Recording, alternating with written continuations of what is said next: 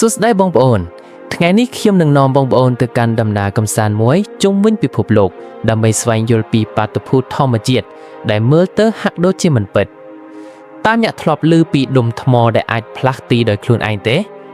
ឬទឹកធ្លាក់ពណ៌ក្រហមដោយឈាមឬមួយក៏ភ្លៀងធ្លាក់ជាត្រីបាតុភូតទាំងនេះពិតជាមានកើតឡើងនៅលើផែនដីយិននេះឯង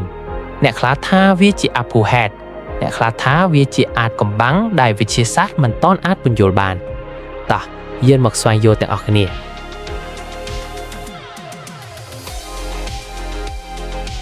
បាតុភូតទី1ដែលខ្ញុំចង់នាំបងប្អូនទៅស្វែងយល់គឺដុំថ្មចល័តនៅ Ayers Tract Playa ខ្លងជលងភ្នំមរណៈរដ្ឋ California សហរដ្ឋអាមេរិកនៅទីនេះមានដុំថ្មធំៗរាប់រយគីឡូក្រាមដែលអាចផ្លាក់ទីដោយខ្លួនឯងដោយបន្សល់ទុកជាតិដានវែងៗនៅលើដីខ្សាច់ស្ងួតអស់រយៈពេលជាច្រើនទសវត្សរ៍គ្មាននរណាដឹងថាដុំថ្មទាំងនេះផ្លាស់ទីដោយរបៀបណាទេអ្នកវិទ្យាសាស្ត្រខ្លះជឿថាត្រូវការខ្យល់បក់រាប់រយគីឡូម៉ែត្រក្នុង1ម៉ោងទើបអាចរំកិលដុំថ្មធំៗទាំងនេះបានប៉ុន្តែនៅឆ្នាំ2014អ្នកស្រាវជ្រាវទីបំផុតអាចថតបានពីចលនារបស់វាការពន្យល់គឺនៅពេលយប់ត្រជាក់ទឹកកកស្ដាងៗកក់នៅក្រោមដុំថ្មនៅពេលព្រឹកទឹកកករលាយបន្តិចហើយខ្យល់បក់ស្រាលៗអាចរុញដុំថ្មឲ្យរំកិលទៅមុខលើស្រទាប់ផុករអិលវាជាការរួមបញ្ចូលគ្នាដ៏កម្រមួយរវាងទឹកកកទឹកនិងខ្យល់ដែលបង្កើតបានជាបាតុភូតដ៏ចម្លែកនេះ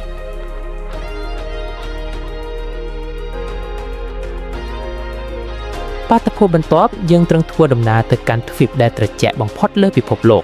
គឺទ្វីបអង់តាក់ទិកនៅទីនេះមានស្ទឹងទឹកក្រហមហូរចេញពីផ្ទាំងទឹកកក Taylor មើលទៅដូចជាឈាមហូរលើផ្ទៃទឹកកកសអ្នកវិទ្យាសាស្ត្រហៅវាថាទឹកធ្លាក់ឈាមនៅពេលរកឃើញដំបូងឆ្នាំ1911អ្នកវិទ្យាសាស្ត្រគិតថាបណ្ដាលមកពីសារ៉ាយក្រហមប៉ុន្តែការសិក្សាក្រោយមកបានរកឃើញថាទឹកនេះពិតជាទឹកប្រៃពីបឹងក្រោមទឹកកកបុរាណដែលត្រូវបានចាក់សោតអស់រយៈពេលជាង1លានឆ្នាំមកហើយទឹកនេះសម្បូរទៅដោយជាតិដែកខ្ពស់នៅពេលទឹកនេះប៉ះនឹងខ្យល់ជាតិដែកធ្វើអុកស៊ីតកម្មប្រែជាពណ៌ក្រហមដូចឈាម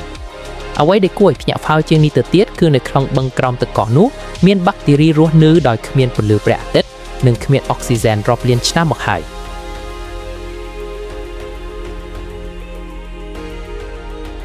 ឥឡូវនេះយើងហោះហើរទៅកាន់ទ្វីបអាហ្វ្រិកទៅកាន់វាលខ្សាច់ណាមីប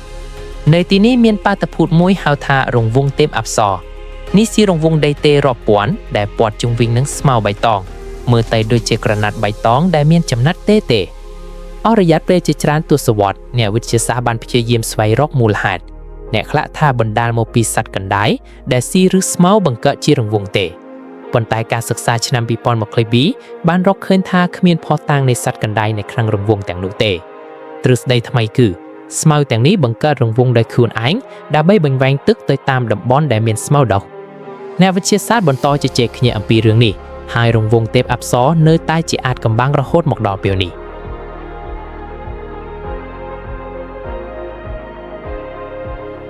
បាតុភូតបន្ទាប់យើងនឹងទៅកាន់ប្រទេសហុងឌូរ៉ាសនៅអាមេរិកកណ្ដាលនៅទីក្រុងយូរ៉ូមានបាតុភូតចម្លែកមួយហៅថាភ្លៀងត្រីស្រួលតែឆ្នាំណានៅរដូវវស្សាពេលមានភ្លៀងធ្លាក់ខ្លាំងត្រីតូចៗរាប់រយក្បាលធ្លាក់ពីលើមេឃមកជាមួយទឹកភ្លៀងអ្នកស្រុកហៅបាតុភូតនេះថា Lluvia de Pez ហើយចាត់ទុកវាជាពរជ័យតើមូលហេតុអីអ្នកវិទ្យាសាស្ត្រពន្យល់ថាខ្យល់កំវោចឬទឹកធ្លាក់ខ្លាំង water spout អាចបឺតត្រីពីទន្លេឬស្រះនោះហើយដឹកទៅឆ្ងាយមុននឹងទម្លាក់ចុះមកជាមួយភ្លៀង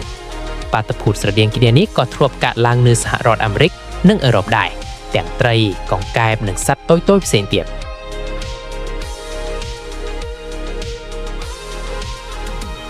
នៅឆ្នាំ2021ពេលមានការរញងដីកម្រិត7 Richter នៅជិតទីក្រុងអាកាពូលកូនៅប្រទេសមិចស៊ីកូប្រជាជននៅទីក្រុង Mexico City បានថតឃើញពន្លឺពណ៌ខៀវភឺៗលើមេឃនេះជាបាតុភូតហៅថាពន្លឺរញងដីតើវាកើតឡើងដោយរបៀបណាអ្នកវិទ្យាសាស្ត្រនៅតែមិនទាន់ឯកភាពគ្នាអំពីមូលហេតុពិតប្រាកដទេអ្នកខ្លះថាបណ្ដាលមកពីការបញ្ចេញឧស្ម័នមេថានដែលឆេះដោយសារចរន្តអគ្គិសនីស្តាទិកអ្នកខ្លះទៀតថាអាចបណ្ដាលមកពីការខូចខាតបណ្ដាញអគ្គិសនីអ្នកវិទ្យាសាស្ត្រខ្លះសង្ឃឹមថាថ្ងៃណាមួយពួកគេអាចប្រើពន្លឺទាំងនេះជាសញ្ញាព្រានប្រដាប់មុនអំពីការរញងដី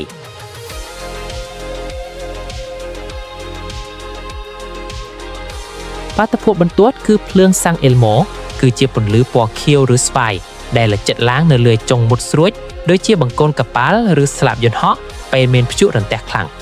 អ្នកនៃប្រទល់និងអ្នកបើកយន្តហោះបានរាយការណ៍អំពីបាតុភូតនេះរាប់សតវត្សមកហើយពួកគេធ្លាប់គិតថាវាជាសញ្ញាពីព្រះតើវាកើតឡើងដោយរបៀបណាវាគឺជា plasma discharge ដែលបង្កើតឡើងដោយខ្យល់មានបន្ទុកអគ្គិសនីជុំវិញចំណុចមុតស្រួចទោះបីជាមើលទៅដូចជាអភូហេតុក៏ដោយវាពិតជាបាតុភូតរូបវិទ្យាដែលអាចពន្យល់បាន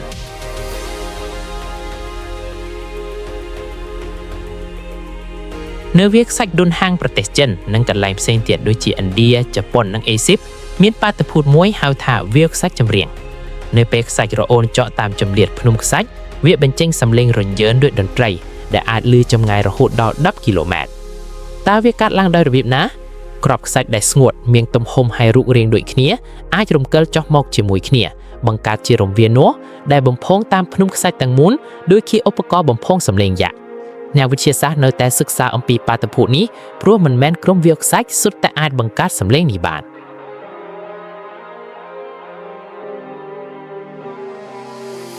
បាតុភូតចុងក្រោយយើងនឹងទៅកាន់ប្រទេសអូស្ត្រាលីទៅកាន់បឹងមួយឈ្មោះថាបឹង Helia បឹងនេះមានទឹកពណ៌ផ្កាឈូកលើអ៊ីតភ្លឺដូចជា strawberry ទឹកដោះគោតើអ្វីធ្វើឲ្យទឹកបឹងនេះមានពណ៌ផ្កាឈូក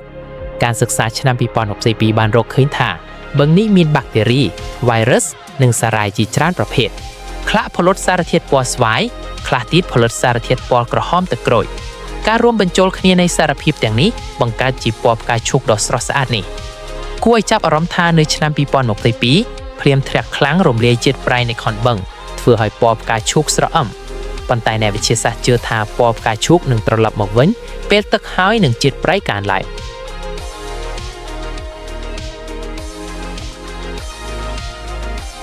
សរុបមកបងប្អូនទាំងអស់គ្នាយើងបានស្វែងយល់អំពីបាតុភូតចម្លែកមួយចំនួននៅលើពិភពលោកដុំថ្មចល័តនៅជ្រលងភ្នំមរណៈទឹកធ្លាក់ឈាមនៅអង់តាទិករង្វង់ទេពអប្សរនៅណាមីបភ្លៀងត្រីនៅហុងឌូរ៉ាសពន្លឺរញ៉ុងដីនៅមេស៊ីកូភ្លើងសាំងអេលម៉ូវាលខ្សាច់ចម្រៀងនិងបឹងពណ៌ផ្កាឈូកនៅអូស្ត្រាលី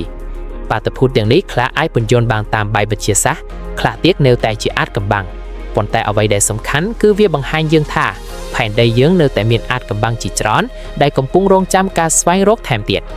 ឥឡូវនេះខ្ញុំចង់សួរបងប្អូនថាតើបងប្អូនធ្លាប់ដឹងអំពីបាតុភូតទាំងនេះស្រាប់ហើយឬនៅតើបាតុភូតមួយណាដែលខ្លួនឲ្យបងប្អូនភ្ញាក់ផ្អើលជាងគេសូមចូលរួមបញ្ចេញមតិនៅខាងក្រោមនេះដើម្បីចែករំលែកយោបល់របស់បងប្អូនហើយបើសិនជាបងប្អូនចូលចិត្តវីដេអូនេះសូមជួយចុច like share និង subscribe ដើម្បីទទួលបានព័ត៌មានថ្មីៗបន្ថែមទៀតសូមអរគុណច្រើនសម្រាប់ការតាមដានហើយជួបគ្នាវីដេអូក្រោយ